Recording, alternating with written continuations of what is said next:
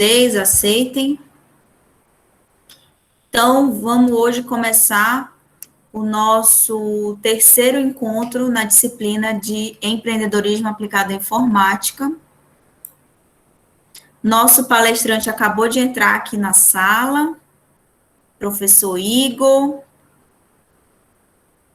Tudo bom, professor? Você está nos ouvindo?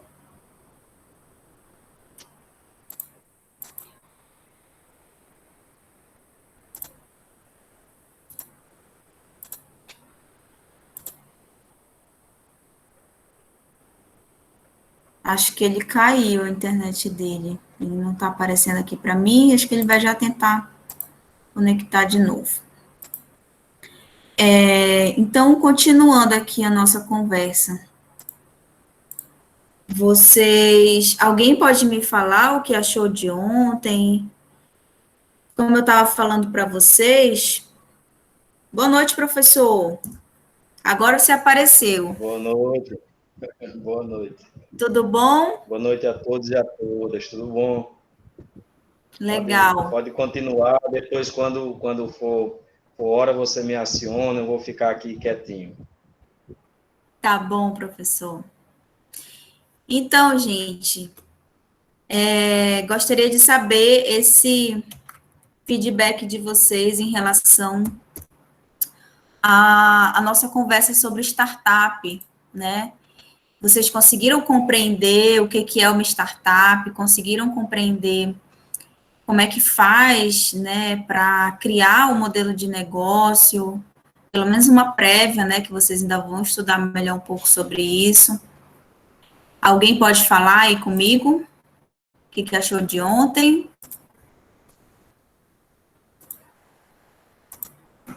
Deixa eu chamar aqui, então, porque se não for assim chamando... A Pauliane, você assistiu ontem, Pauliane?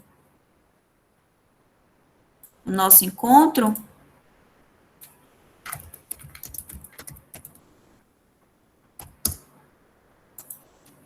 Vocês estão me ouvindo, pessoal? Ou eu caí minha conexão e não sei?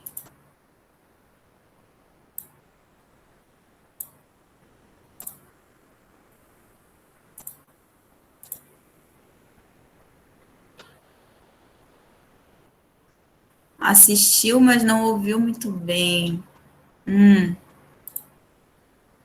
Ótimo.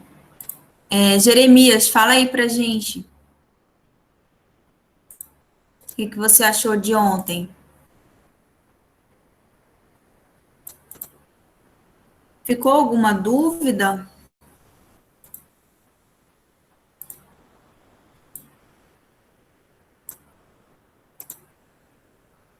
Ficou alguma dúvida em relação ao nosso encontro de ontem?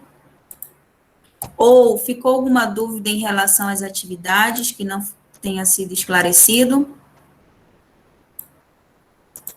Esse momento eu sempre reservo para que a gente possa esclarecer, né, as dúvidas de vocês, que a gente sabe que vai surgindo à medida que vocês vão elaborando os trabalhos, as atividades.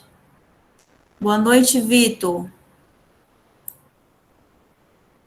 Tudo bom, Vitor? O Vitor ontem estava aqui com a gente, né? Não estava, Vitor? No nosso encontro sobre startup. Boa noite, pessoal. Boa noite, Vitor. Você pode falar o que você achou de ontem no nosso encontro? Fala aí pra gente, por favor. Professora, se ela não se importar, eu falo daqui a pouco. Estou no trânsito ainda, aí... Tá. Tudo bem, tudo bem. Sem problema. Bom, então não ficou nenhuma dúvida, Tá calmo né? agora, só vou deixar o celular aqui de canto. Tá ótimo, tranquilo. Então, pessoal, não ficou nenhuma dúvida em relação às atividades, né? Tá tudo tranquilo. Boa noite, Andresa. Temos pessoas de fora aqui do IF. Professor Igor, você mandou o link para outras pessoas?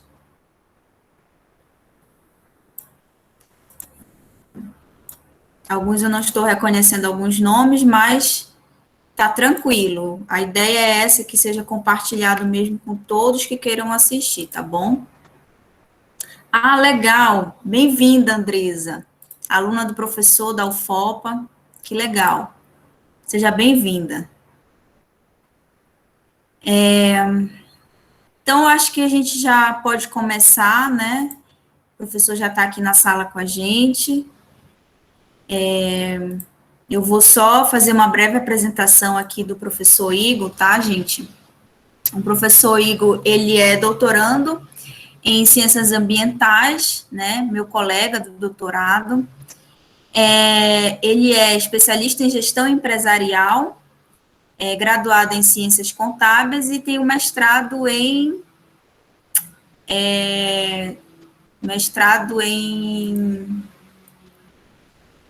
calma aí Engenharia que de eu tô achando. petróleo. Engenharia de Engenharia de petróleo e gás. petróleo. Engenharia de petróleo e gás, exatamente. Então, eu gostaria de agradecer a sua participação, professor, nesse nosso encontro aqui.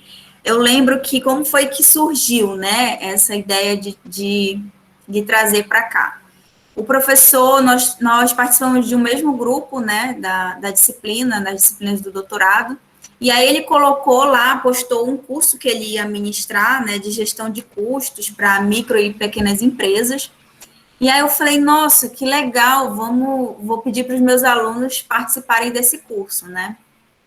E aí comentei lá na publicação e ele falou, não, vamos marcar um encontro e eu explico e eu converso com os alunos sobre isso. E aí a gente combinou, né, eu passei a data para ele, ele agendou na agenda dele, que foi bem difícil a gente tentar ajustar, né, mas que bom que deu certo, eu quero te agradecer, tá bom, Igor, por estar aqui com a gente, por disponibilizar esse tempinho aí para conversar um pouco com os nossos alunos, tá? Fica à vontade em relação ao tempo, 30 a 40 minutos, tá bom? E depois a gente abre para que os alunos tirem as dúvidas, tá certo? Tá. Boa noite a todos e a todas. Vocês conseguem me ouvir bem?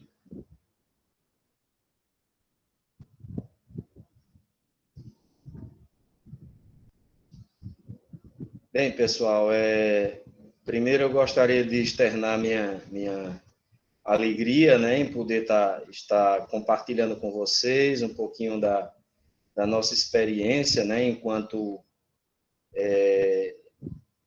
colega da professora Adana, né. Agradecer, para mim é sempre uma satisfação poder estar levando um pouquinho, né, dessa nossa experiência, né, para vocês. Ontem eu estava conversando com um colega meu, na verdade um amigo meu que também é professor, e estava colocando que o quanto digamos que, preocupante, né, ver a juventude, muitas vezes, das pequenas cidades sem perspectiva, né? Sem uma preocupação com o futuro, sem uma preocupação com o amanhã, né? Muitas vezes o aluno ele ingressa na universidade ou no ensino médio, mas ele ingressa sem perspectivas, e a gente acaba se preocupando, né, com, na verdade,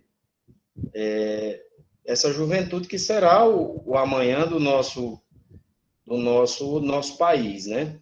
Então, eu vou falar um pouquinho sobre aspectos econômico-financeiros, né?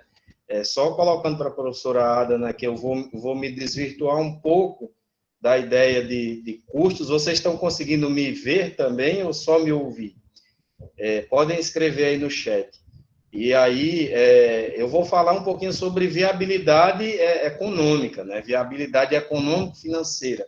Eu não vou falar tão somente sobre a questão dos custos, né, propriamente ditos. Então, é importante que isso fique claro. Eu vou partilhar com vocês aqui da apresentação, né, da apresentação que eu preparei. Eu só queria que vocês me confirmassem, né, se se estão vendo, né? Adana, eu não consigo mais ver a tela, então eu gostaria só que você me confirmasse verbalmente se está aparecendo os slides aí. Tá tranquilo, professor. Dá para ver bem, né, o slide? Sim. Pronto, então vamos lá. Então, nossa conversa é sobre os aspectos econômico-financeiros, né, na viabilidade de negócios, e é importante que vocês vislumbrem que economia é diferente de finanças. Qual é a relação que existe entre economia e finanças?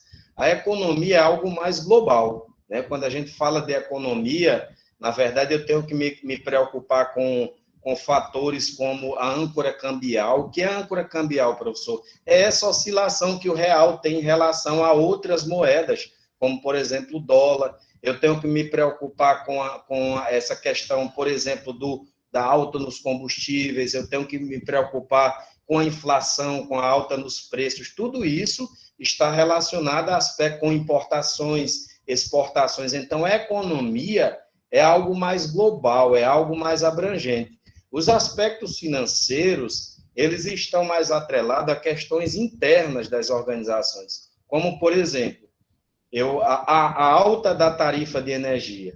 A alta da tarifa de energia é um aspecto econômico, né, porque vem de fora da empresa, mas que traz implicações internas, né, que traz implicações para dentro das organizações. E esse aumento na conta de energia, ele traz reflexos financeiros. É um aspecto econômico, mas que traz reflexos financeiros, né? Então, é importante que isso fique claro. A economia é algo muito mais abrangente, regido basicamente pelas leis de oferta e demanda, né? Enquanto que os aspectos financeiros são aspectos mais internos, de dentro das organizações, né?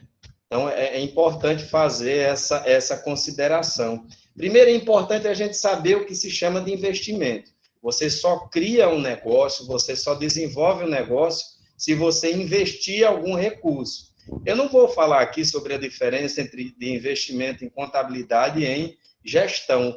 O conceito de investimento em gestão, ele é um conceito muito amplo também, ele é um conceito muito objetivo, muito subjetivo, né? Eu posso muito bem comprar ou pagar um curso para vocês numa universidade privada e dizer, eu estou fazendo investimento nos meus colaboradores, né? Eu posso comprar ar-condicionados, eu posso pagar cursos, dizer, olha, eu estou investindo. Em contabilidade, esse conceito de investimento, ele é muito voltado à questão daquilo que você compra, né?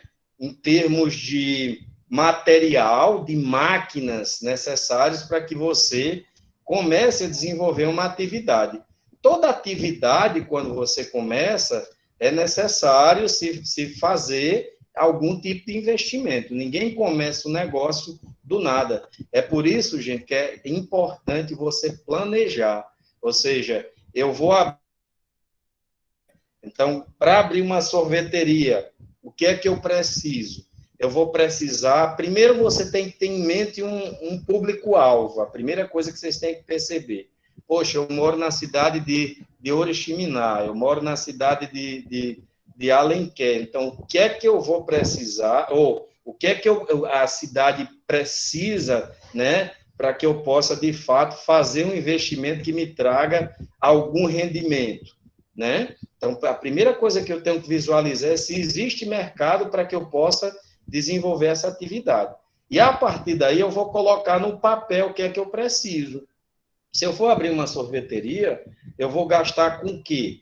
Eu vou precisar de freezer, eu vou precisar de investir em quais equipamentos, que outros equipamentos, como é que eu vou fazer o meu marketing, a divulgação do meu produto, quanto é que vai me custar uma pessoa que vai me auxiliar no dia a dia da minha sorveteria, né? Quanto que eu vou gastar de energia, já que o freezer vai ter que estar ligado 24 horas, quanto é que eu vou gastar de água, se eu vou trabalhar com delivery, eu vou entregar esse sorvete na casa do cliente, quanto é que eu vou gastar, por exemplo, com para produzir, né, para montar, vamos assim dizer, o sorvete. Eu vou gastar com um copo descartável, eu vou gastar com a casquinha do sorvete. Você tem que pensar em tudo, né? É importante você fazer toda essa composição de custos, porque é a partir dessa composição de custo que você vai obter um rendimento. Então, a maioria das pessoas nas nossas cidades, nas pequenas cidades, elas não têm noção sobre ou sobre o quanto elas lucram a partir de um determinado produto que elas vendem, né? Eu vendo espetinho, mas quanto é que custa para eu produzir 10 espetinhos de coração de frango? O que é que eu gasto para isso? Eu contabilizei o dinheiro da moto, que eu fui lá no supermercado, eu contabilizei o valor do palito para espetar o espetinho, eu contabilizei o gasto que eu vou ter com carvão, eu contabilizei o tempero da carne, ali o coloral, se eu coloquei óleo, se eu coloquei o valor do sal, eu coloquei o valor da minha mão de obra, porque você não pode deixar de considerar também a sua mão de obra, né? E, evidentemente, para que você possa fazer um investimento, você tem que estar sustentado, vamos assim dizer, nessas 3 variáveis, ou seja, qual é o rendimento que eu vou ter vendendo espetinho toda noite ou todo dia, né? Será que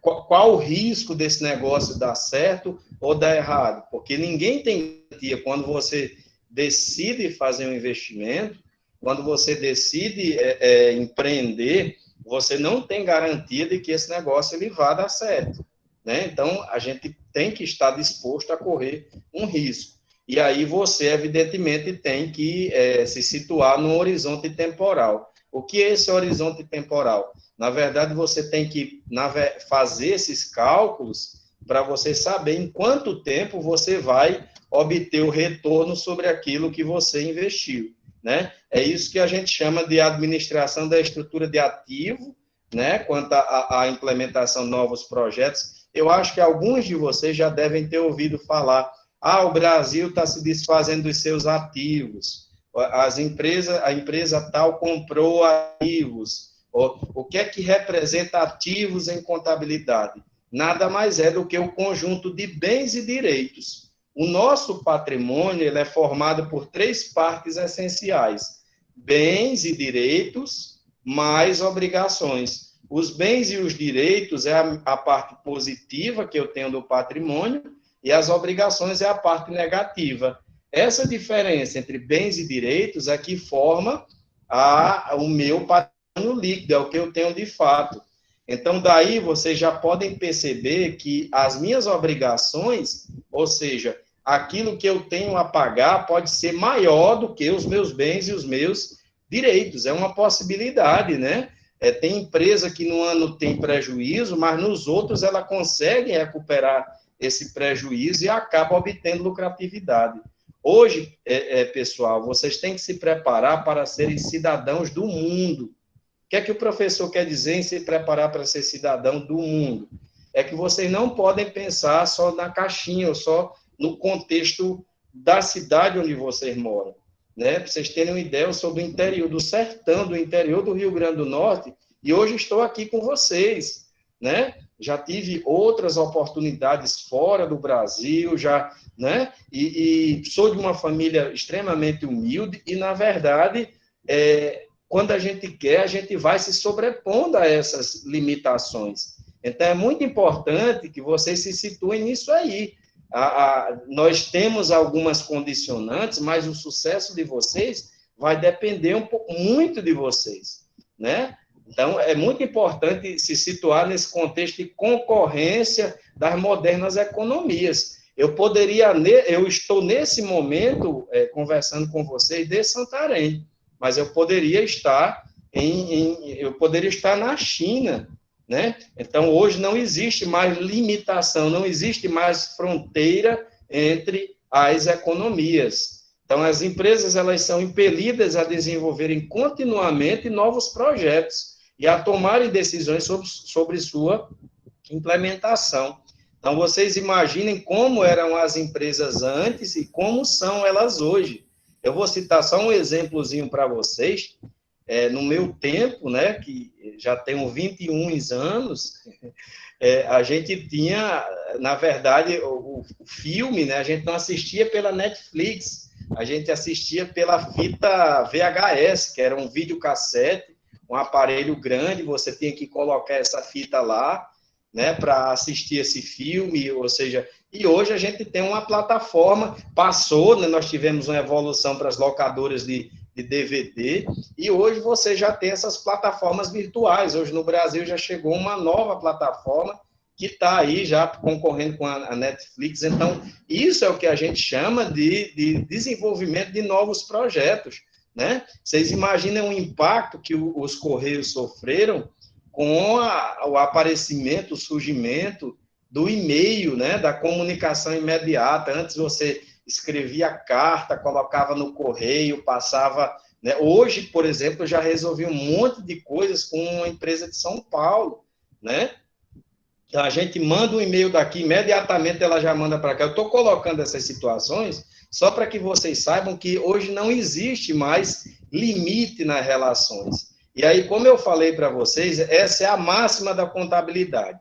Toda empresa, assim como nós, pessoas, empresa a gente chama de pessoa jurídica. Toda pessoa jurídica, ela é, na verdade, toda empresa, toda organização, ela é constituída, né, sob a forma de uma pessoa jurídica, que é diferente de nós, pessoas físicas. A pessoa jurídica tem um CNPJ e a pessoa física tem um CPF. A nossa identidade empresarial é chamada de CNPJ. Então, as empresas, elas possuem passivos e ativos. Os passivos, por incrível que pareça, é de onde se originam os recursos. Eu capto esse recurso, ou é um dinheiro que eu tenho, que está guardado ali para começar o negócio, ou eu vou no banco. Se eu vou no banco, eu estou devendo. Quando eu capto esse recurso, eu vou investir na empresa. É por isso que ele chama de decisão de financiamento e decisão de investimento. É chamado de decisão de financiamento porque uma das coisas que vocês têm que observar, se forem iniciar um negócio, é de onde vocês vão buscar dinheiro para iniciar. Ou seja, você vai guardar dinheiro para começar aquele negócio ou você vai buscar esse dinheiro no banco? Se você vai buscar dinheiro no banco, qual banco tem a taxa mais atrativa para você tomar dinheiro emprestado, né? Então, a partir dessas taxas mais atrativas, você começa a investir nos ativos da empresa, ou seja, você começa a comprar máquinas, você começa a comprar equipamentos, você começa a comprar móveis, você começa a comprar utensílios, né? Ou seja, é a partir dessa dinâmica que você começa a gerar fluxos de recursos, né? E, consequentemente, paga os impostos ao governo. Nós temos várias propostas de investimento. Nós temos propostas independentes, que seria, por exemplo, eu optar entre criar um creme dental e um shampoo, e para esses dois projetos aí, eu tenho um X mil reais para produzir. Então, são propostas independentes, mas que estão disputando aí um único recurso disponível para que você produza, né? Você tem propostas mutuamente excludentes, que, por exemplo, eu quero criar creme dental, um creme dental. Eu tenho um único objetivo com esse recurso, que é produzir um creme dental, mas eu só tenho, né, o recurso é unicamente para esse projeto que tem a mesma finalidade. Eu posso ter propostas colidentes, né, que são propostas também mutuamente excludentes, mas essas propostas colidentes, elas não possuem o mesmo objetivo, e eu posso ter propostas contingentes, que uma depende da outra, né? Por exemplo, eu vou construir um asfalto, um asfalto, mas para eu construir esse asfalto, primeiro eu preciso que seja construída uma ponte. Então, isso nós chamamos de proposta contingente. Eu só posso fazer o asfalto se eu tiver construído ali aquela ponte. E aí nós temos essas várias possibilidades, gente, dentro da formatação de negócios. Veja como isso é importante. Uma das coisas que vocês têm que pensar quando forem empreender, né? Esses dias eu estava conversando até com um amigo meu e ele estava dizendo, Ivo, eu não estou preparando minhas filhas para que elas estudem no sentido de dizer, eu quero que você tenha uma formação na profissão X. Eu estou trabalhando minhas filhas para que elas se tornem investidoras. E eu acho que isso é perfeitamente válido, isso é perfeitamente positivo.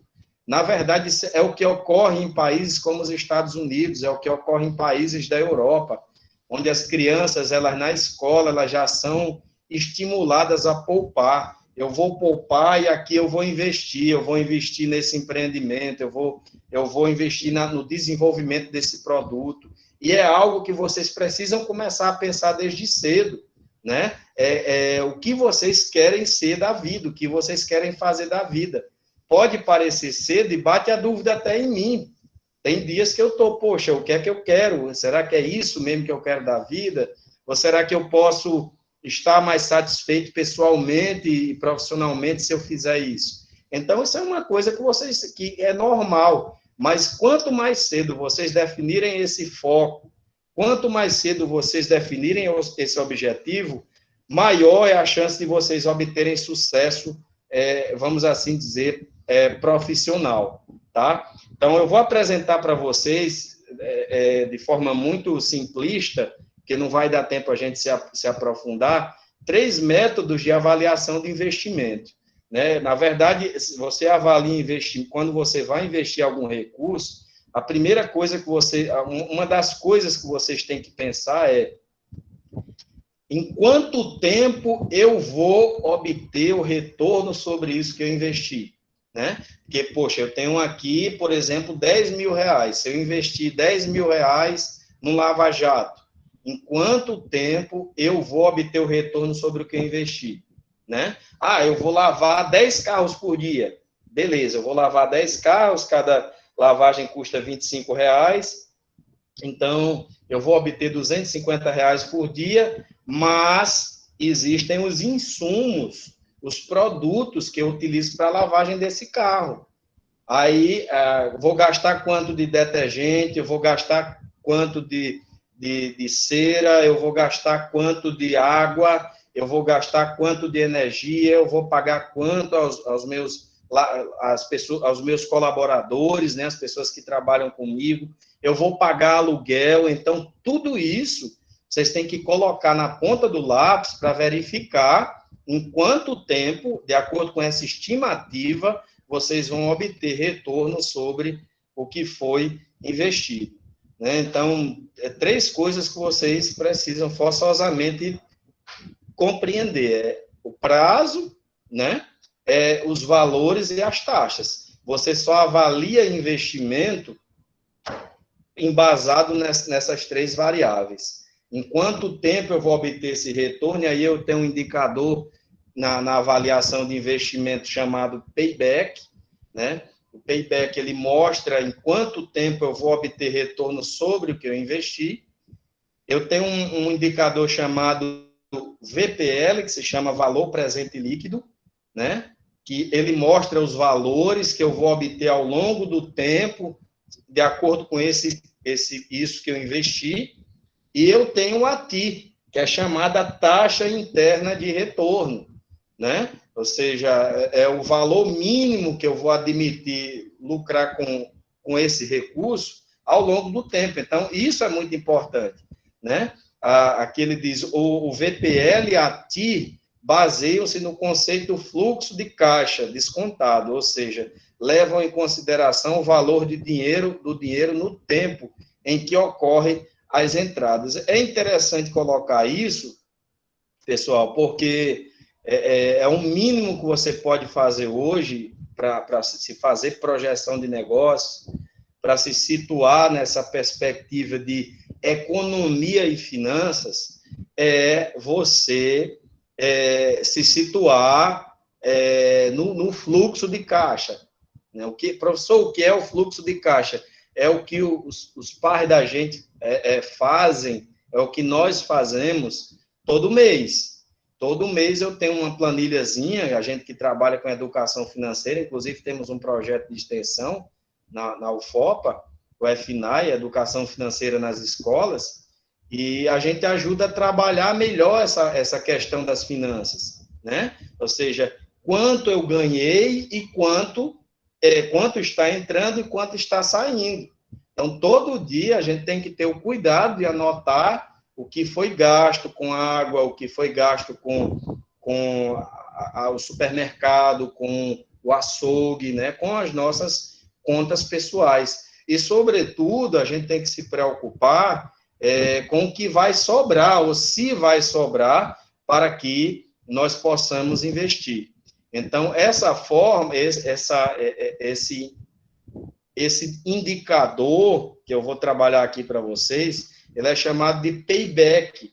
Payback é o período em anos ou meses em que ocorre a recuperação do investimento inicial, ou seja, é o tempo necessário para que o fluxo de caixa fique positivo ou atinja o break-even, né? Ou seja, em quanto tempo eu vou levar para conseguir retornar aquele recurso que eu investi, né? Isso é muito importante. Tem alguns especialistas que dizem assim, ninguém consegue, trabalhando honestamente, o retorno sobre o investimento em menos de X meses, em menos de 6 meses, em menos de 1 ano. E eu digo para vocês que isso é muito relativo. Depois eu vou passar para a professora Adana um filmezinho sobre, 2 filmezinhos sobre uma tapioqueira lá do Ceará, né, que ela começou o negócio dela com R$1, era o que ela tinha na época. Era R$1 para comprar goma de tapioca, e hoje ela é uma grande empreendedora, tem não só uma tapiocaria, mas tem várias panificadoras na cidade. Ela começou com R$1, né? E eu tenho um caso também de uma adolescente, que vocês podem até ver depois no YouTube, o vídeo que é chamado Zé Coxinha, de uma jovem que começou um negócio também de forma simples, mas ela começou a pensar, né, em novos investimentos, em novos projetos, e acabou que ela se tornou uma grande franquia pelo Brasil afora, vendendo coxinha. Então, assim, o payback de uma pessoa que tem R$1 é imediato, né? É claro que a gente está falando de projetos maiores, né? De projetos um pouco maiores, que demandam compra de ativos, de máquinas, de equipamentos, mas é muito importante que vocês coloquem todos esses custos, essas probabilidades de receitas, de entrada. A gente tem que entender, gente, vocês têm que entender o seguinte, receita não é a mesma coisa que lucro. Receita é quando você vende. Quando você vende, você está oferindo receita. Ora, meu pai tem uma oficina, minha mãe tem um salão. Então, quando o cliente chega lá e paga para a tua mãe, para o teu pai, houve o ingresso de uma receita. Mas o lucro, ele só é obtido a partir do momento em que se pega essa receita e subtrai de todos os custos, né? Quanto eu vou gastar para fazer esse serviço? Ou quanto eu vou gastar para vender esse produto? Quando você faz a diferença entre um e outro, aí sim você consegue obter a receita, né? E aí esse tempo máximo, ele diz, se o payback for menor do que o período máximo aceitável de payback, deve-se aceitar o projeto, do contrário, deverá ser rejeitado. Ora, sou eu como empreendedor, como futuro empresário, que vou dizer em quanto tempo eu quero obter o retorno sobre esse investimento. Não é ninguém que está fora, não. Poxa, eu tenho R$10 mil, eu tenho urgência em retornar esses 10 mil. No máximo, eu vou querer que esse recurso ele retorne para mim em 3 ou 4 meses. Então, você vai criar as condições dentro da empresa para que você obtenha esse recurso de volta, né? E aí você tem que se articular dentro da organização para atingir isso. De que forma? Vendo questão de marketing, vendo questão de vendas, de como é que vai ser, vendo os locais onde esse produto pode ser distribuído, vendo quem são seus futuros parceiros, vendo se quem vai entregar o produto na loja não vai faltar, né? Aqui, ó, tem um modelo simples para vocês de como a gente calcula o payback, ó. Eu tenho um projeto que custou aí R$1 milhão, e ele faz a projeção de 10 fluxos de caixa, né? Vocês observam que ao longo dos anos, exceto no último ano, todas as projeções são de 270 mil, né? Então, quando eu venho para a terceira coluna, que fala sobre o acumulado, eu tinha um projeto de 1 milhão, menos 260 do fluxo, eu só preciso agora de mais 740 mil. No segundo ano, ó, só preciso, 260, só preciso de 480 mil. No terceiro ano, ó, chegando no terceiro ano, eu já vejo que eu já recupero tudo que eu investi. Então, o meu payback, eu já sei que ele tem 3 anos e alguns meses. Como é que eu calculo o payback? É simples. Eu vou pegar o que resta, né, o valor que resta, né, que no caso é os 220 mil, dividido os 260, que é o fluxo projetado para o ano anterior. E vou multiplicar isso por 12, porque eu estou querendo encontrar, na verdade, o número de meses. Porque o número de anos eu já tenho, ó. Não recupero no primeiro ano, não recupero no segundo, não recupero no terceiro, fica faltando 40 mil. E aí eu sei que com 3 anos e alguns meses, eu vou recuperar esse valor que foi investido. Na verdade, quando eu faço esse cálculo, ele me diz que eu vou recuperar o que foi investido em 10 meses. Então, eu vou recuperar o que foi investido em 3 anos e 10 meses, né? Então, isso é chamado de payback.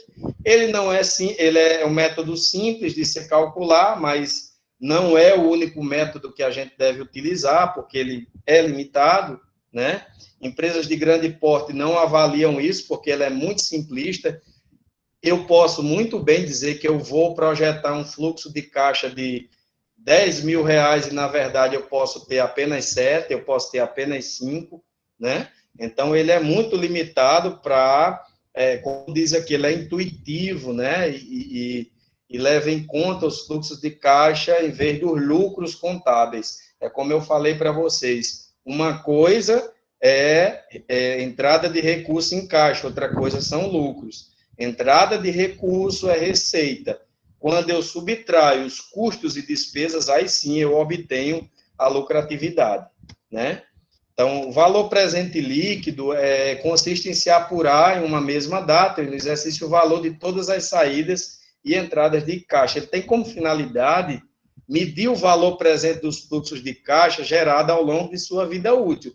Ou seja, por que o valor presente líquido, por que o valor presente líquido ele é importante?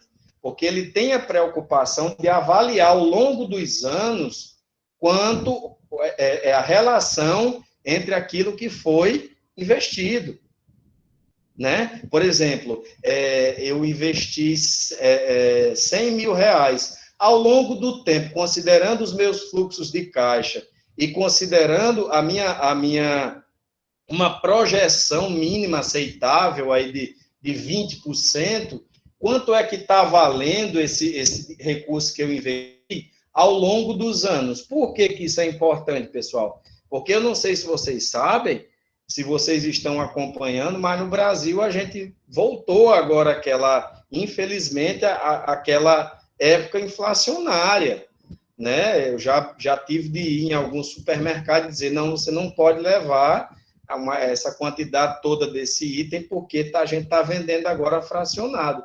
Então, vocês imaginem que em épocas inflacionárias, como ocorreu na década de 90, né, a gente teve até um plano, na década marcando essa transição aí, né, a gente teve até um plano em que você comprava 1 quilo de arroz num dia de um preço, no outro dia já era outro, né, numa época de um plano econômico, chamado RV, que era Unidade Real de Valor. Então, você imagina o quanto é complexo você investir 10 mil hoje e 10 mil ao longo dos anos. O valor presente líquido, ele faz esse cálculo, ó. ele tem aqui um projeto, o projeto A, que a gente começou investindo aí 42 mil.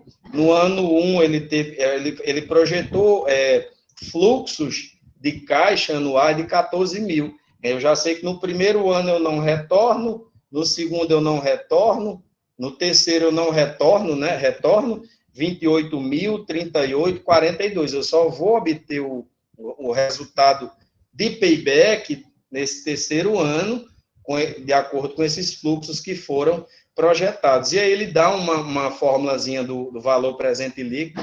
Eu não gosto de trabalhar isso, né? Principalmente se tratando de uma transmissão virtual, que fica muito difícil da gente calcular. Eu precisaria de um quadro, mas eu vou disponibilizar esse material para a professora, que eu cito até alguns exemplos, né, de como esse cálculo ele é feito, né, ele diz, considerando uma taxa de desconto, que é o valor mínimo aceitável que eu, como empreendedor, vou projetar para que eu possa obter de retorno sobre o que foi investido. Então, quanto é que eu vou ter ao longo, né, ao final do projeto, né, considerando esses fluxos, né? E, enfim, dado o meu tempo, né, para não estourar, eu vou falar, por último, de um indicador chamado taxa interna de retorno.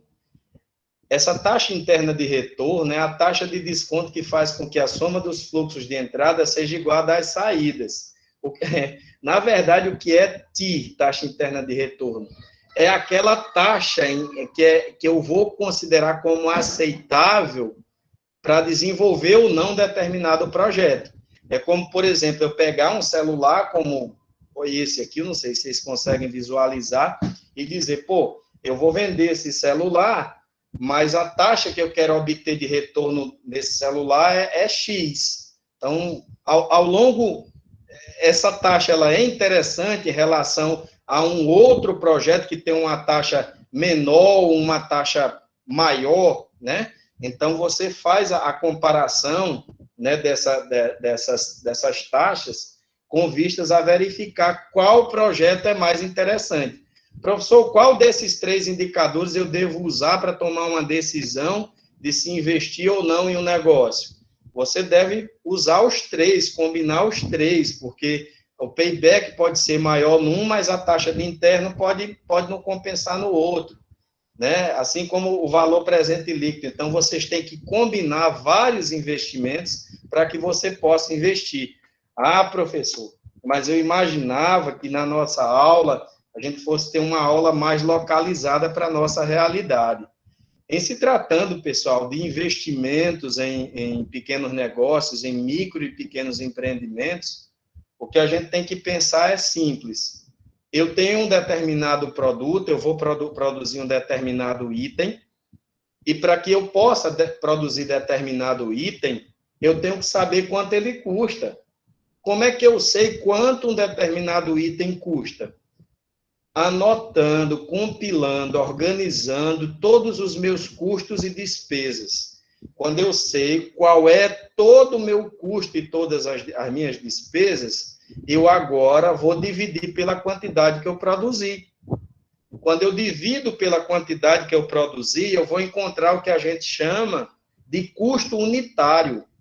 Quando eu encontro o custo unitário, agora eu vou atribuir um preço a esse produto para que eu possa lucrar. Ora, se eu sei quanto custa para produzir um espetinho, né, eu agora vou vender ele por X, porque eu já sei. Eu lanço até um desafio, professora Adna, de repente você pode estar vendo com eles, para que eles façam uma pesquisa num pequeno comércio, num pequeno comerciante local, para que eles vejam se existe lucratividade nos produtos que estão sendo vendidos. Eu geralmente costumo dizer que eu acho muito pouco provável que compense você fazer 3 sanduíches por R$10. Eu acho muito pouco provável. Porque quando você começa a juntar o que você gasta para produzir isso, é complicado. O que é que você coloca no sanduíche? Eu compro, são 3 pães. Então, vou colocar aqui o preço de 3 pães. Depois desses 3 pães, eu vou levar o quê? Presunto e queijo. Quanto está uma fatia? 3 fatias de presunto e 3 fatias de queijo aqui. Quanto custa? X reais. Ah, vai hambúrguer também? Então, quanto custa o hambúrguer? X centavos ou X reais. Então, eu vou colocar aqui. Quem é que usa mais para fazer isso? Ah, usa-se também um ovo. Então, quanto custa o ovo para colocar aqui, né? Então, depois eu vou colocar verdura também, alface, eu vou colocar milho, ervilha, tem embalagem, eu preciso embalar isso aqui. Eu contabilizei a gasolina que eu fui na moto para comprar os produtos, eu faço entrega também, eu estou contabilizando esse combustível que eu gasto para ir deixar o produto. Eu contabilizei também o valor daquele sachêzinho de ketchup, de maionese que eu coloquei. Eu contabilizei a minha mão de obra também, que eu preciso contabilizar a minha mão. Ah, mas sou eu que produzo, certo? E se não fosse você não iria ter que pagar uma outra pessoa? Isso é o que em contabilidade a gente chama de, metaforicamente, comparativamente falando, de custo de oportunidade. Custo de oportunidade é o quanto eu deixo de ganhar por não ter investido em um determinado projeto, né? Então, a sua mão de obra, ela também deve ser contabilizada. Então, fica o desafio de vocês conhecerem na prática como é que funciona essa questão de custos. Ah, minha mãe faz sopa, professor, como é que eu vou medir se ela está ganhando, se ela está tendo lucro? Veja quantas porções ali, quantas conchas vai dar uma porção. Depois que você sabe quantas porções dá, aí você vê com sua mãe quanto que ela vai gastar para produzir essa sopa. Não esqueçam de contabilizar o que a gente chama de CIFs, que são os custos indiretos de fabricação, o CIP, custo indireto de produção, que quando eu sei quanto custa tudo, quando eu elenquei ali todos os meus custos, aí eu vou dividir pela quantidade que foi produzida. Quando eu divido pela quantidade que foi produzida, eu tenho uma noção de quanto custou, e quando eu tenho uma noção de quanto custou, aí sim eu sei se eu estou obtendo ou não lucro.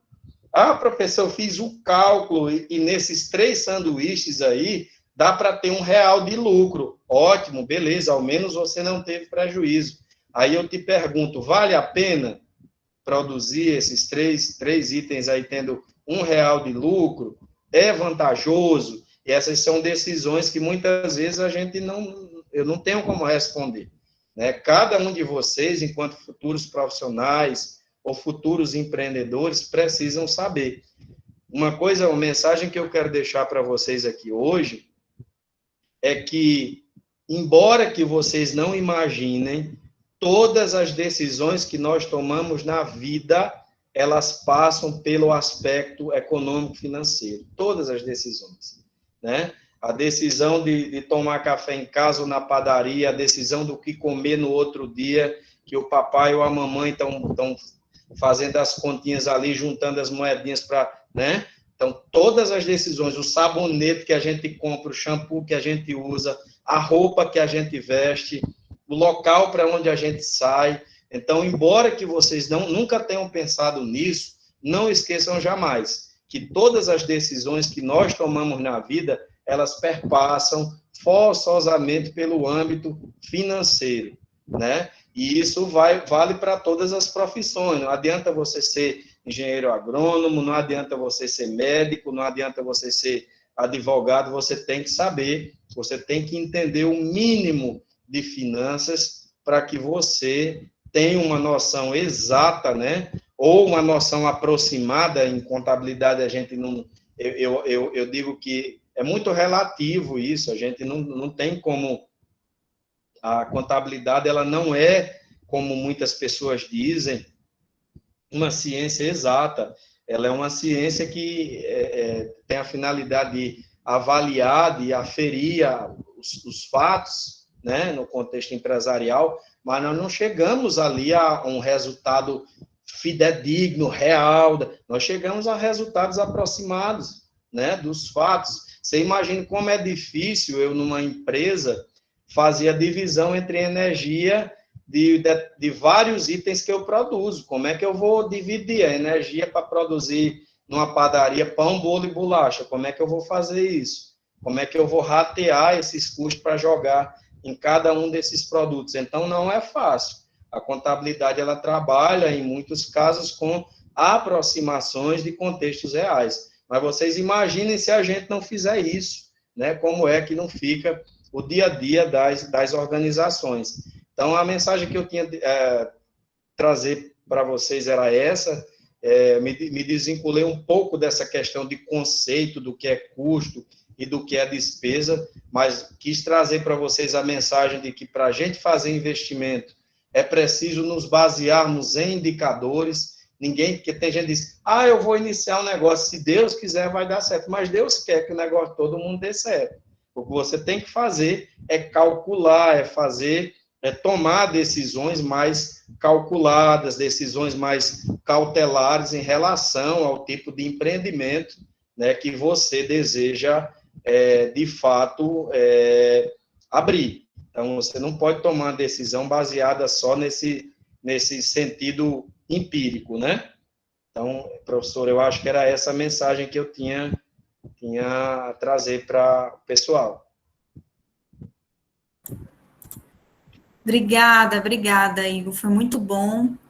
É muito interessante, né, essa questão financeira, a gente vê que é muito importante. Eu acredito que os alunos lembraram um pouco da nossa primeira aula de empreendedorismo, que eu conversei com eles sobre as características dos empreendedores, falei sobre a questão de saber correr riscos, mas riscos calculados, né, porque a gente sabe que o risco ele é inerente à atividade empreendedora, mas você tem que saber calcular os riscos, né?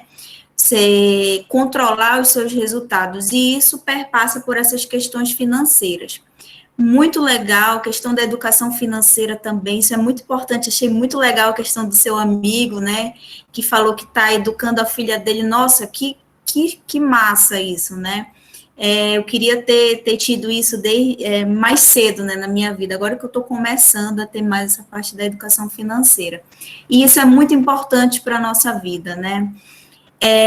Eu queria agora deixar aberto para os nossos alunos, não sei se eu cheguei a comentar, professor, essa turma é de Tecnologia, Análise e Desenvolvimento de Sistemas, uma graduação do IFPA, e nós temos aqui duas turmas, do ano de 2018 e do ano de 2019, tá? Temos algumas pessoas que já empreendem, que já têm um empreendimento, né? Alguns aí estão, quem sabe essa disciplina vai abrir a mente, né, dessas pessoas para pensar em um empreendimento, pensar em começar um negócio.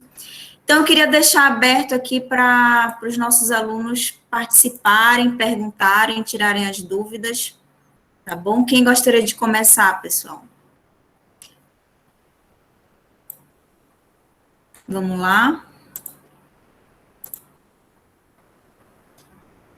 Jeremias, você quer começar?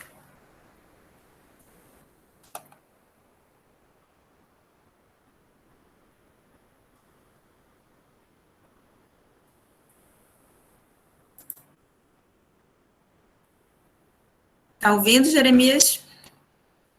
Jeremias estava ansioso para essa participação, né? E o Jeremias, ele tem já um pequeno empreendimento, já trabalha com trufas, né? Se o Jeremias quiser participar aí, ou os demais colegas, tirar alguma dúvida. Ou as colegas aí, a Adriane, a Grazi, que estão aqui com a gente, Igor, entraram aqui na sala.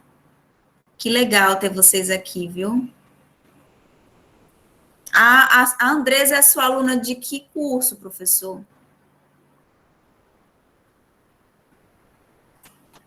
É aluna da UFOPA de graduação, a Andresa? Ah, administração, legal. Legal.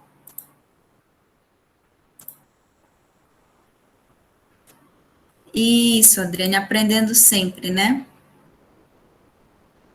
E aí, pessoal, ninguém tem nenhuma dúvida para tirar com o professor? Todo mundo entendeu tudo? Não surgiu nenhuma curiosidade?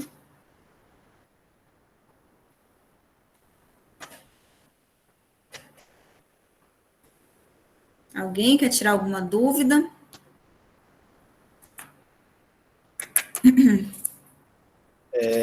Bem, das duas, uma. Todo mundo entendeu tudo, não entendeu nada, viu? Pessoal, podem ficar à vontade, se tiverem alguma curiosidade ou alguma pergunta a fazer, podem ficar à vontade aí para perguntarem alguma coisa do dia a dia, do cotidiano. Pode falar, Andresa. Andresa quer falar. Fica à vontade.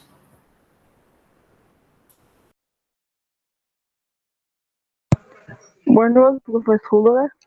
Boa noite, professor. Tudo bom? Boa noite, saudades. Já que ninguém me manifesta, né? Lá vai eu. Professor, foi muito bom estar participando dessa reunião. Aprendi muita coisa. Embora com pouco tempo de curso presencial, mas é muito bom estar sempre aprendendo.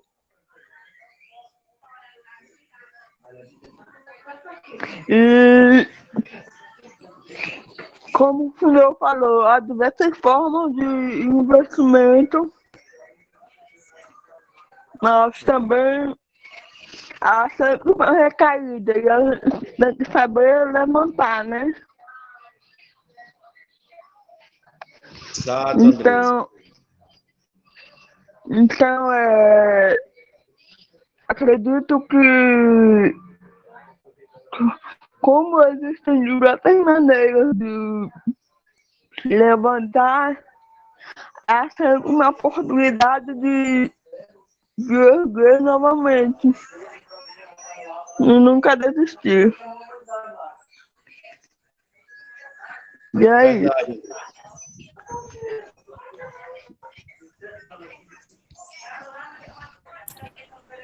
Obrigada, Andresa. Nada, professora.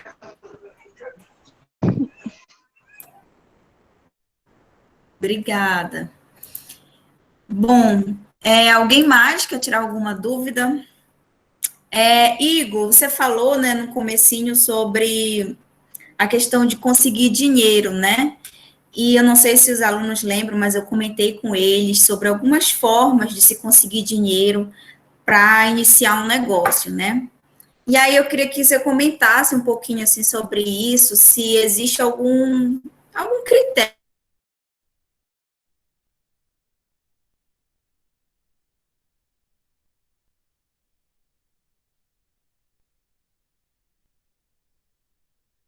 Os editais públicos, enfim, se tem as diferentes formas que eles têm para conseguir um dinheiro, né, para iniciar um negócio, apesar de que a gente sabe que 80% dos empreendimentos começam com uma poupança, né, uma poupança pessoal ou familiar, né, mas aí quando não existe isso, quando não tem, né, esse dinheiro reservado, que dica que você daria para, ou algum critério que se tem para escolher a melhor forma, né, de conseguir esse dinheiro para iniciar um negócio? Adana, não existe uma fórmula mágica, né? Isso é importante situar os alunos nesse horizonte, né, de que não existe uma fórmula mágica para se começar um negócio. A primeira coisa que você tem que fazer é se planejar realmente, né, em relação àquilo que você pretende fazer. Como eu falei, eu conheço cases bem interessantes, até familiares mesmo, né, de pessoas que iniciaram um negócio numa festa tradicional do município, né? Ali fazendo cachorro-quente, fazendo sanduíche, e depois começaram a atender no quintal de casa, e aí o negócio foi tomando proporção, e depois do cachorro-quente começaram a fazer almoço, depois do almoço começaram a já fazer jantar, e daí depois... Ou seja, eu acho que a gente tem que pensar que para obter sucesso, obter êxito, eu não preciso partir logo de cima. Eu fiz um curso que me abriu muitos horizontes, me abriu muito a cabeça, que ele é chamado de Empretec. Eu fiz pelo Sebrae, e durante uma semana a gente faz um curso de imersão ali em negócios, e a gente vai vendo que na verdade, se a gente quiser, a gente ganha muito dinheiro voltando-se para uma atividade. Durante esse período, a gente começou a vender empada, né? A gente começou a fazer empada, e a gente fazia também peraí que eu me lembro, panqueca, né? Panqueca de carne, e aí era um negócio que a gente não conseguia dar vencimento. A gente começou na verdade, era eu e um colega meu, e a mãe dele já levava essas empadas pela manhã para o Detran, vendia no Detran. Depois ele já começou a mandar pela irmã dele, a gente já criou, vamos aí, 2 pontos de distribuição, além das empadas doces e salgadas, né, que minha esposa fazia. Ela fazia também a panqueca, né, e aí essas panquecas também não dava vencimento, e aí a gente viu que uma semana rodando, mesmo fazendo o curso, envolvido com isso, a gente conseguiu obter uma lucratividade de mais de R$ 1.000 em uma semana. Estou falando de lucro, não estou falando de recurso investido. Então, quer dizer, em uma semana, em 2 pontos de venda, a gente mobilizou 2 pontos que foram suficientes para obter essa lucratividade. Então, assim, não existe fórmula mágica. O que é que você tem que ver? Eu tenho um nome limpo, eu tenho perspectiva de ir numa instituição financeira, de ir num banco e pegar algum recurso emprestado. E aí eu vou fazer os cálculos de quanto eu posso obter de retorno por esse dinheiro que eu vou investir. E não tem muito segredo, não existe fórmula mágica. Se existisse, na verdade, porque tem muitos ex-alunos meus que diziam assim, mas professor, por que ao invés de dar aula, você não empreende, você não... Eu fiz algumas consultorias também no tempo que eu dava aula em instituições privadas, e algumas empresas eu cheguei até a gerenciar mesmo, além de fazer a consultoria, e muita gente dizia, mas por que você não empreende? Por que... Bem, vai da identidade de cada um, daquilo que cada um quer para a sua vida. É por isso que eu estou dizendo nessa juventude, que é muito importante a gente definir o que é que a gente quer para a nossa vida. Primeira coisa que a gente tem que fazer é isso. Você não pode iniciar um negócio estando ali inseguro. Ou você está dentro ou você está fora. Né? É isso que você quer mesmo para você? Então, hoje, por exemplo, já tem bancos, até que eu sou cliente, fazendo aqui uma propaganda assim, gratuita, eu sou cliente da Nubank, e a Nubank, ela não precisa nem de você ir atrás de linha de crédito. Ela já diz, tem um limite aqui de X, se você quiser, você pega, a taxa tanto. Então, quer dizer, tem um nome limpo, tem uma conta bancária, que isso já vai mostrando o seu perfil. Tenham cuidado com o negócio de cartão de crédito, não aconselho ninguém a usar cartão de crédito se não precisar. Porque eu tenho um cartão de crédito, eu vou comprar isso no cartão, mas será que você realmente precisa disso? Será que você não pode deixar isso para depois? Poxa, como eu falei, você vai abrir um negócio, primeiro projete, quanto vai gastar. Daí você vai e verifica se as taxas de juros nos bancos são atrativos para você começar, ou se é melhor dar um tempo para que você vá juntando essa grana de outra forma, sem precisar de captar, de prospectar dinheiro em banco. Os grandes empreendedores ou empresários do Brasil, não se enganem, eles também têm dívidas, né? Durante muito tempo se ouvia falar, vai se abrir a caixa preta do BNDES, vai se abrir, e a gente sabe que grandes empresários no Brasil tomaram dinheiro emprestado. O Dória toma dinheiro emprestado, o Luciano Huck toma dinheiro emprestado, o Ike Batista toma dinheiro emprestado. Então, eles tomam emprestado porque eles sabem rentabilizar esse recurso. O que é rentabilizar? É você pegar o dinheiro, transformar ele em recurso, pagar o juro mais o principal e ainda ficar com o dinheiro. Então, é isso que o empreendedor tem que fazer.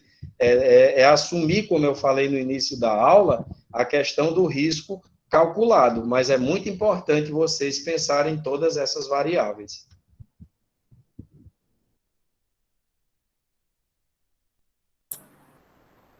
Ótimo, muito legal, professor. Alguém mais quer fazer uma intervenção, algum comentário, alguma observação? Vocês estão tão calados, gente. O professor vai pensar que vocês não entenderam nada. Tá todo mundo com vergonha, professora. Só pode. Nada. Fiquem à vontade. Vamos lá, pessoal. Alguma curiosidade? Bora lá, pessoal, se manifestar aí. Saiu não dá. Olha lá, sigam com...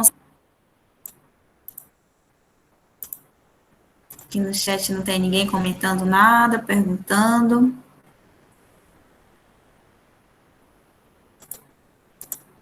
Já que não tem ninguém, eu vou perguntar só mais uma coisa. Tá? Professor, eu comentei com eles no nosso encontro, né, que existe uma metodologia, né, que é aceita hoje, que são os 4 passos para se iniciar um negócio, né, que é você descobrir o problema do seu público-alvo, testar a solução, validar essa sua solução, e o 4º passo seria validar o modelo de receita, né, que é você saber se a solução que você criou vai ser comprada pelos consumidores, se o preço ele vai estar adequado daquele produto, da sua ideia, enfim. Então, você utilizar técnicas, né, para validar esse modelo de receitas. Isso aí está incluído na questão dessa análise do valor presente líquido, da taxa interna, e também, assim, se para uma pessoa que está iniciando, que não tem esse conhecimento, né, o que você aconselharia? Ou fazer um curso, ou buscar alguém conhecedor da área, um especialista, enfim, né? O que você aconselharia aí para fazer essa validação do modelo de receitas? Dana, primeiro assim, é interessante que você falou no método, nesse método de validação de receitas, na verdade, eu não posso lhe dizer que ele tem relação, porque desses 3 indicadores que eu falei, payback, VPL, valor presente líquido e taxa interna de retorno, TI, ele utiliza como norteador simplesmente o fluxo de caixa, né? Então, ele não usa nenhum outro método para validar a receita, para saber se aquela estimativa é uma estimativa coerente com os negócios, vamos assim dizer, uma estimativa que você faz, é uma projeção que você faz, mas que ele não leva em consideração outras variáveis, né? E assim, eu acho que, apesar de ser uma arena muito árida, né, um terreno muito árido, as finanças, elas, como eu falei, a gente precisa porque todas as decisões que a gente toma perpassa pelo aspecto financeiro, né? Então, assim, eu acho que a gente pode começar com coisas bem básicas, eu acho que a maioria de vocês, a maioria de nós, não faz o controle dos nossos gastos mensais. A gente não faz isso, né? A gente não tem a preocupação de, porque eu fui ali, eu gastei, comprei um sanduíche, vou anotar quanto eu gastei aqui, A gente não faz isso, e aí no final do mês, você vê o absurdo que você gastou com coisas que a gente considera supérflua, né? Eu estava vendo uma minha conta mês passado, eu fiquei assustado com as taxas que eu paguei de contas básicas que a gente compra e diz assim, eu vou transferir o dinheiro, você me traz aqui e eu transfiro o dinheiro. Finalmente chegou esse Pix aí, que é uma revolução e que vai fazer com que a gente possa reduzir esses gastos, né? Mas, assim, eu aconselho que se busque hoje o mundo que a gente vive, esse novo normal, eu acho que veio para ficar, né? Hoje eu estava pensando aqui com os meus botões que a gente não tem mais como fugir dessa realidade, a pandemia está aí, né? Nós nem saímos da primeira onda, já se vem uma segunda onda, A gente não sabe, não tem um horizonte de como a gente vai, né, parar. Eu fico... E aí eu digo, ó, de repente essa pandemia ela ocorreu para que a gente vá vendo que houve uma dilatação e a gente não tem mais como voltar. Essa é nossa realidade. Então, hoje, se você quer aprender inglês, você aprende. Hoje, se você quer aprender mandarim, você aprende. Se você quer aprender finanças, você aprende. Eu recomendo demais que busquem esse aprendizado, não se limitem ao que a gente passa na escola, o que a gente passa na universidade, porque o que a gente trata é muito resumido, é muito limitado. Eu não tive aqui como, por exemplo, mostrar a vocês um cálculo, né, de como a gente vê esses indicadores, mas, assim, eu acho que é muito válido, né, aprender sobre finanças, porque na melhor das hipóteses, você vai estar aplicando isso no seu dia a dia, né? Então, é isso. Muito legal, é isso mesmo, Igor. Eu, como eu falei, né, ainda agora, eu estou começando, né, a utilizar dessas técnicas para controle de gastos agora na minha vida, e eu percebi uma diferença muito grande, né? Eu utilizo uma planilha em que eu anoto todos os meus gastos nessa planilha por dia, né? Então, se eu fui comprar, sei lá, um pacote de leite, né? Eu anoto lá o valor, quanto que eu gastei, porque aí no final do mês a gente vê realmente isso que você falou, o que que a gente está gastando mais, né? O que que dá para diminuir, né? Então, esse controle, ele realmente ele é fundamental para a nossa vida pessoal, isso nos dá um maior controle dos nossos gastos, o que que a gente está fazendo que dá para melhorar, e aí o dinheiro rende mais, né? Então, isso aí é fundamental, essa educação financeira. Bom, eu acredito que ninguém quer falar mais nada. Andresa, quer falar mais alguma coisa? Bem, já que a oportunidade chegou para mim, eu vou falar. Eu agradeço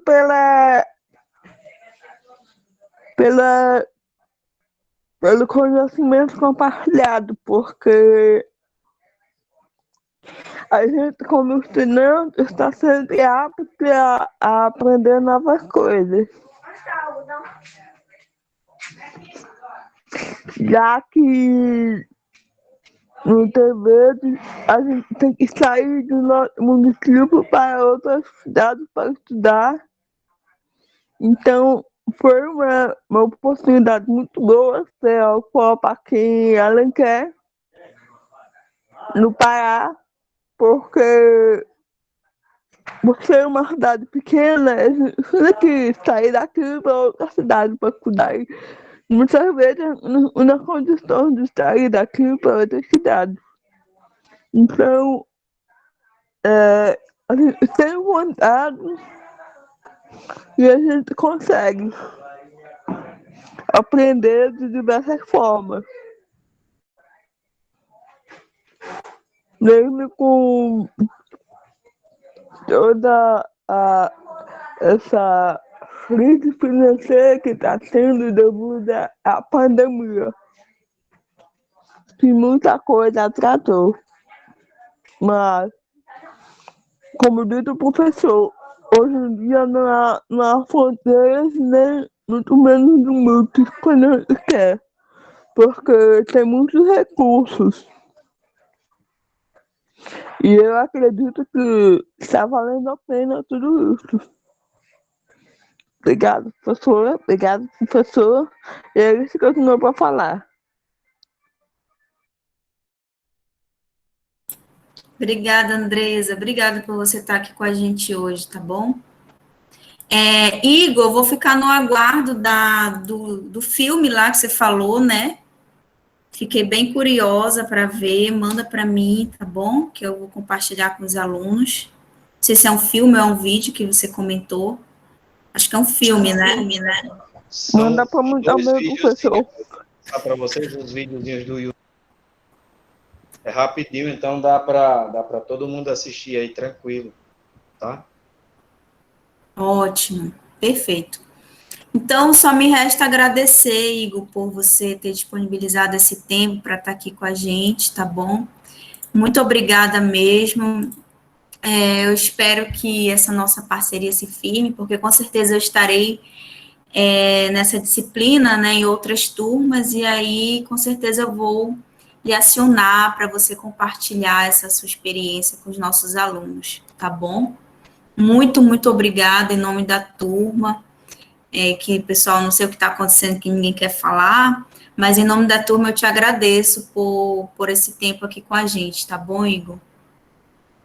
Eu que agradeço, Adana, pelo convite, né? Estou sempre à disposição também dos alunos que participaram, né? Eu estou sempre muito ativo nas redes sociais, como você sabe.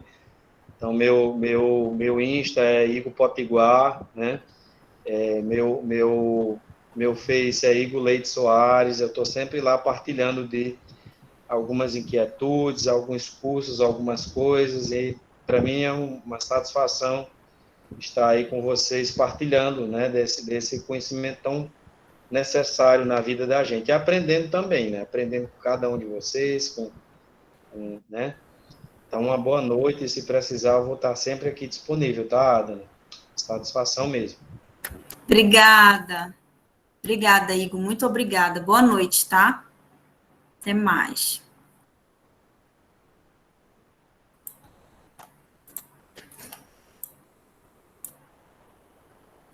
Bom, pessoal, eu gostaria de conversar com vocês rapidinho. Primeiro, saber por que vocês estavam tímidos hoje, né? O que aconteceu? Vocês estão vivos? Estão escutando, ouvindo, ouvindo e escutando, ou só ouvindo, ou só escutando? Tô aqui, professora. Só o Vitor tá aí? O pessoal tá só com o telefone ligado e não tá acompanhando nada?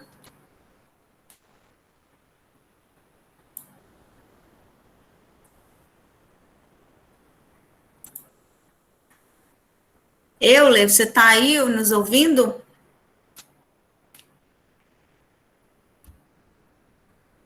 Ah, ótimo, que bom. Pensei que vocês tivessem só deixado o telefone aí rodando e não estavam acompanhando. Jeremias, você quer falar? Pode falar, Jeremias. Tá com o microfone ligado?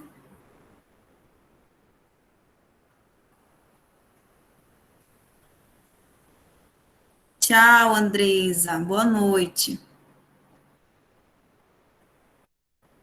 Bom, gente, eu gostaria de esclarecer algumas coisas para vocês. Na verdade, perguntar, né? Se está tudo certo em relação às atividades, todos conseguiram enviar os certificados dos cursos? Alguém não conseguiu, está com dificuldade para fazer? Como é que tá? Eu corrigi aquele erro que a senhora me mencionou mais cedo, que eu tinha enviado o certificado errado. Não sei se a senhora verificou depois. Não verifiquei, não verifiquei. Eu cheguei a ver rápido, aí vi que estava errado e enviei o comentário para ti. Mas assim que eu confirmar lá, eu te aviso, tá bom, Vitor? Os demais todos conseguiram enviar. Tem alguém que não está na sala do Google ainda, pessoal? Eu peço que entrem, porque eu realmente não estou conseguindo inserir material no CIGA. Toda vez que eu tento, a página dá erro, some tudo. Então, vamos trabalhar com o que a gente tem, que é o Google, tá bom? Então, peço que quem não entrou, eu estou vendo, eu estou acompanhando que no TADES 18, por exemplo, se eu não me engano, tem 7 alunos só lá na turma. E temos mais alunos, né? Mais do que 7. Então, não sei o que está acontecendo que vocês ainda não entraram, tá? Por favor, façam isso. Os colegas, se puderem depois colocar lá o link aqui no chat ou lá no grupo depois, tá? E as atividades, os certificados que estavam com data de entrega para ontem, não era isso? Dia 16? Né? Todos conseguiram enviar? Quem não conseguiu enviar? Fala aqui para mim, por favor. Todos que estão aqui conseguiram enviar os certificados? Conseguiram concluir os cursos? Denilson ainda não enviou. O Daniela está falando que conseguiu, tá tudo certo? Tá. Jeremias já recebi o seu, Jeremias. Tá certo. Então, quem não conseguiu enviar ainda, quem está fazendo, pode ir continuando, tá? Assim que finalizar, envia lá no Google para mim, para eu fazer o download, tá bom? E só reforçando, pessoal, a questão da nossa segunda atividade, como eu falei ontem para vocês, ela só vai estar disponível quando a gente finalizar todas as participações, tá bom? E aí eu vou lançar lá para vocês o questionário e vocês vão responder as questões, certo? E aí vocês podem ir adiantando, como eu falei, as atividades 3 e 4, tá bom, pessoal?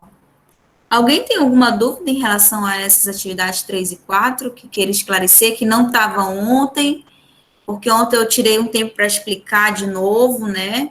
Tirar as dúvidas, então tem alguém aqui que não estava ontem e tem alguma dúvida em relação às atividades?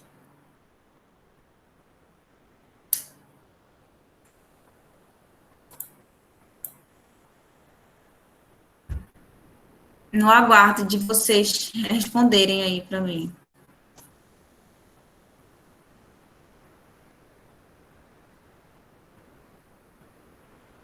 Pessoal, vocês estão aí ou eu caí minha conexão? Estou aqui, mulher. Ah, tá bom. Só estou sem dúvida sobre a atividade. Tudo. Aliás, não tenho dúvidas. Que bom, Vitor. Os demais tá tudo certo? Tá, né?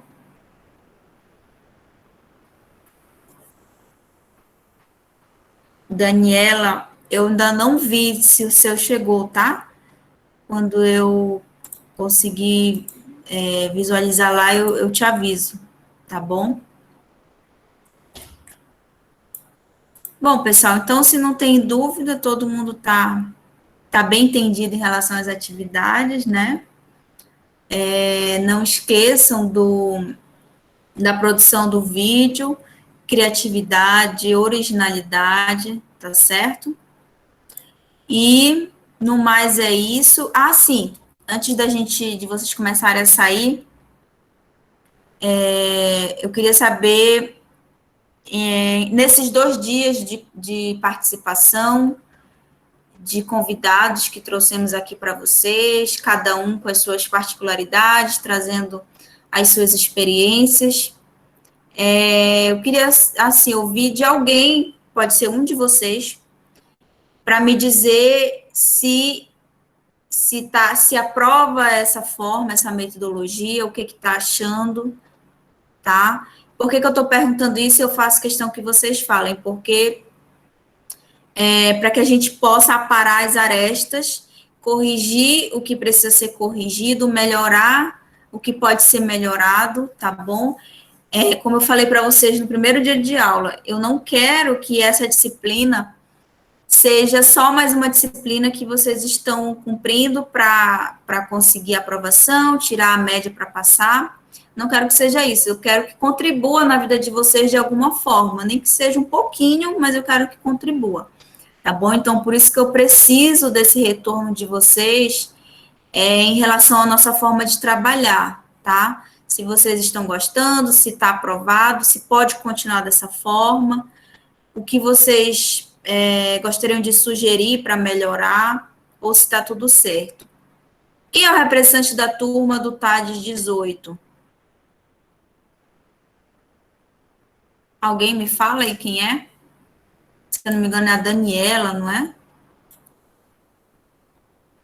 Me falaram isso no primeiro dia, eu não tô me lembrando. Ah, é a Juliane. A Juliane está aqui com a gente? Não, não está. Alguém do TAD 18 poderia representar aí? Quem é o vice?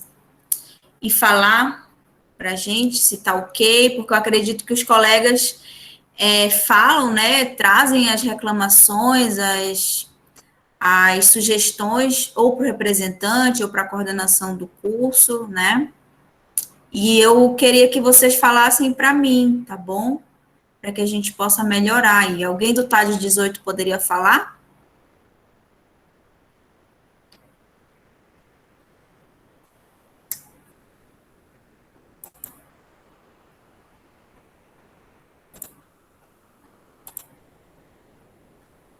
Falar o quê? É para falar, Cristiane, se tem alguma crítica ou alguma sugestão para melhorar a metodologia da disciplina. Se estão gostando, como é que está? Euler, do TAD 18, você foi escolhido para representar. Pode falar, Euler.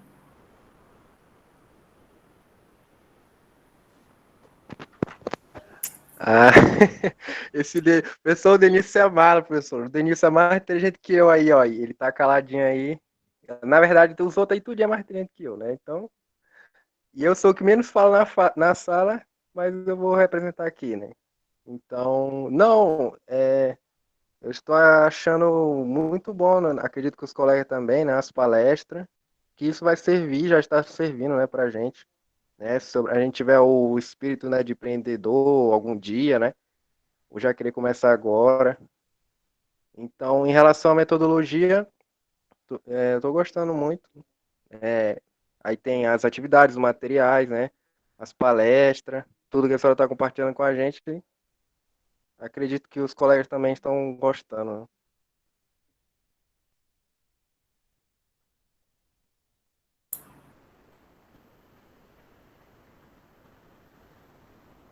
Obrigada, Euler. Obrigado. Desliga o seu microfone para não dar eco, por favor. Obrigada. TAD 19, alguém poderia falar pelo TAD 19? Por favor, rapidinho, que a gente já encerra, tá? Bora lá. TAD 19. Ah, o representante parece que é o Edil, né? Do TAD 19. Não é você, Edil, o representante?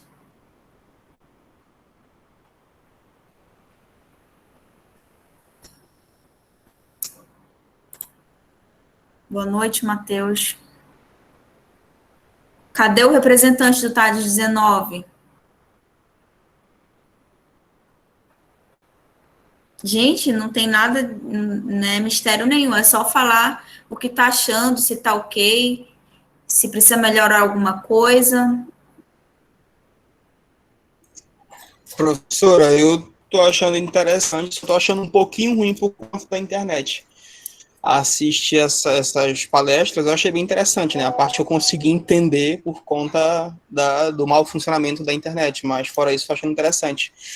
Eu achei um pouquinho ruim fazer aqueles cursos do Sebrae, porque eu não estava com tempo. Eu consegui fazer os dois no domingo, que foi também o dia que eu lavei roupa, que foi o dia que eu fui fazer outras coisas também. Mas, por enquanto, tá tudo bem. Fora isso, né, a questão da internet que não permite assistir bem a aula, fora isso, tá tudo bem.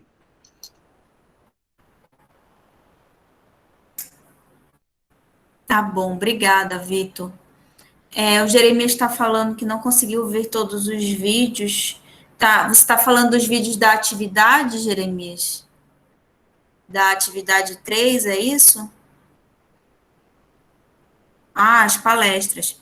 Mas você estava presente ontem, não estava?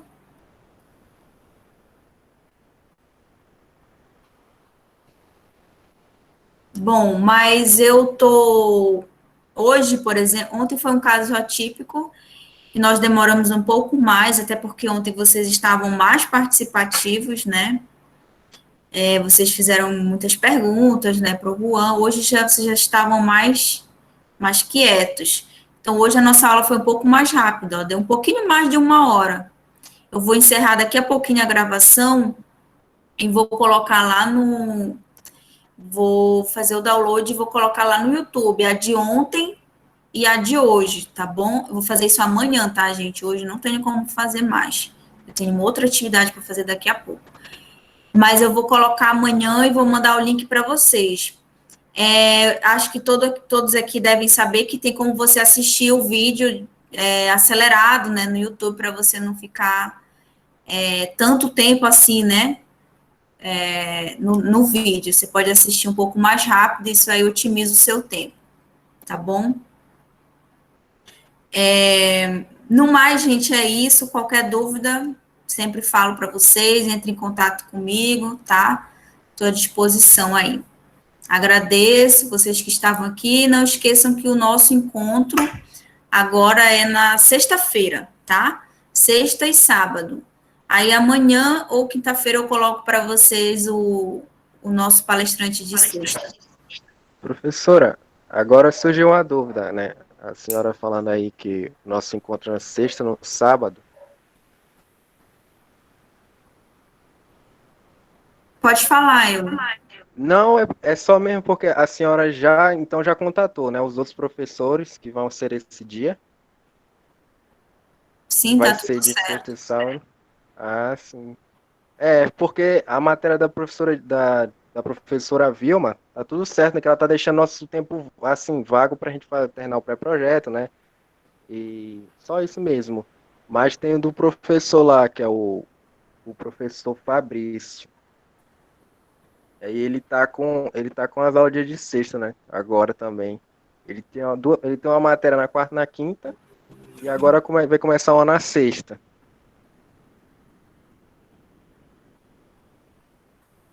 Então a senhora já falou com ele, hein?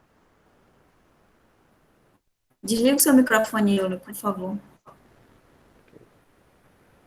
Então, Euler, já está tudo certo, não se preocupe em relação a isso não, porque foi reformulado o horário de vocês, tá? Eu acho que vocês lembram que eu coloquei lá o novo horário no nosso primeiro dia de aula, vocês podem ver lá no material que eu coloquei em PDF, tá bom? E aí vocês estarão só comigo, tá? De 18 e 19, na sexta e no sábado. Na outra semana, que já é separado, a gente vai ter segunda e terça, tá? De 18, e sexta e sábado, tá? De 19, tá certo? Qualquer dúvida, vocês podem falar com o coordenador do curso, que ele explica melhor como ficou realocado as outras disciplinas, tá bom? Que eu não vou saber dizer como ficou as outras disciplinas, só sei da nossa, tá bom? Mas não se preocupe, Euler, que tá tudo certo quanto a isso, tá? Nossa próxima aula, então, sexta-feira, no mesmo horário, 15 para as 8, tá bom?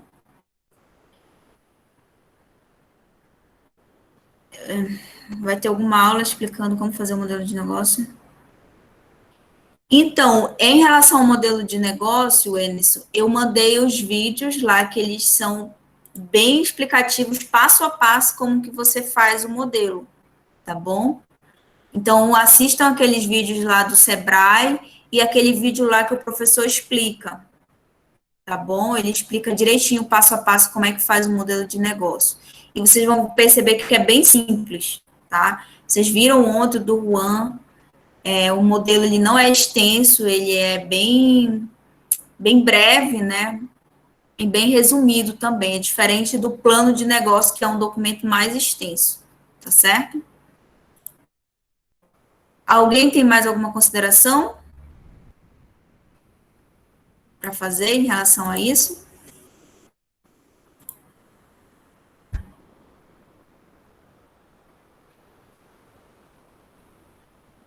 Que modelo você está falando, Jeremias? O Juan mandar o modelo? Tá, eu posso pedir para ele mandar. Não tem problema não, eu peço. Tá bom? Bom, gente, então é isso. Fiquem bem, fiquem com Deus e na sexta-feira a gente se encontra, tá? Vou interromper agora a gravação e obrigada pela presença de cada um.